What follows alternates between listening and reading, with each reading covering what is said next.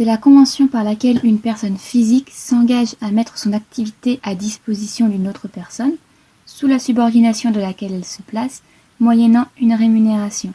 C'est une définition qui n'est pas prévue par le Code civil ni par le Code du travail, mais qui est doctrinale et qui est également reprise par la jurisprudence. La particularité du contrat de travail, c'est qu'il peut être soit écrit ou oral s'il s'agit d'un CDI. Les éléments constitutifs d'un contrat de travail reposent sur 3 éléments: une prestation de travail, une rémunération et un lien de subordination, 3 éléments cumulatifs. Donc la prestation de travail, c'est entre l'employeur et son salarié, puisque le salarié met à disposition sa force de travail, contre quoi l'employeur s'engage à lui fournir du travail. Il y a donc une relation entre eux, ils sont interdépendants.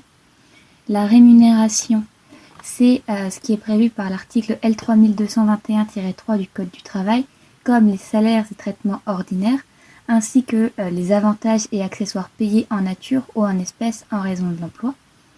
La jurisprudence y a ajouté certains éléments les reconnaissant comme du salaire. On a ainsi les indemnités compensatrices de congés payés, les indemnités de préavis et les primes liées au travail accompli ou versées périodiquement. Sur le régime de cette rémunération, elle est déterminée librement selon le principe de la liberté contractuelle, avec la nécessité de respecter certaines limites, le SMIC, qui est d'ordre public, le respect du principe de non-discrimination et le respect du principe d'égalité de traitement, avec ce que prévoit la jurisprudence et ce qu'elle aime à rappeler, à travail égal, salaire égal. La rémunération, c'est l'élément de distinction avec l'activité bénévole ou avec l'entraide. C'est ce qui fait qu'il y a une relation de travail salarié. Et ça donne lieu à un paiement mensuel avec une obligation de remise d'un bulletin, peu importe qu'il soit papier ou électronique. Et le dernier élément, c'est un lien de subordination. C'est le caractère déterminant. Les 2 approches ont longtemps divisé la doctrine et ça a été tranché. Les 2 approches étaient d'abord l'approche économique, avec une partie qui dominerait économiquement la seconde, donc l'employeur qui dominerait économiquement son salarié. Et la seconde approche, elle était juridique. C'est une partie qui dominerait juridiquement la seconde en ayant le droit de la diriger par exemple.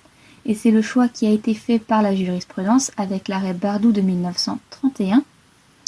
Donc ce lien de subordination, il repose sur 3 éléments, 3 indices qui permettent de savoir s'il y a contrat de travail puisqu'il y a subordination. Et ces indices, ils ressortent de l'arrêt Société Générale de 1996 avec un pouvoir de direction, donc la possibilité pour l'employeur de donner des ordres à son salarié, un pouvoir de contrôle, contrôler l'exécution des ordres donnés et de leur bonne application, et un pouvoir de sanction, de pénaliser tout manquement aux ordres du salarié. Et on a un cas particulier sur ce lien de subordination, puisque là, jusque-là, a été évoqué le lien de subordination de droit, puisqu'il y avait un contrat de travail, mais parfois on a une subordination de fait, lorsqu'un travailleur n'a pas de contrat de travail, et pourtant il se situe dans une situation de dépendance économique vis-à-vis d'un employeur, vis-à-vis d'une entreprise. On a donc une subordination de fait. La Cour de cassation a donc cherché à savoir si le demandeur peut développer une clientèle personnelle. S'il le peut, alors le travailleur est considéré comme collaborateur, et il n'y a pas contrat de travail mais contrat d'indépendant ou contrat de prestation de service.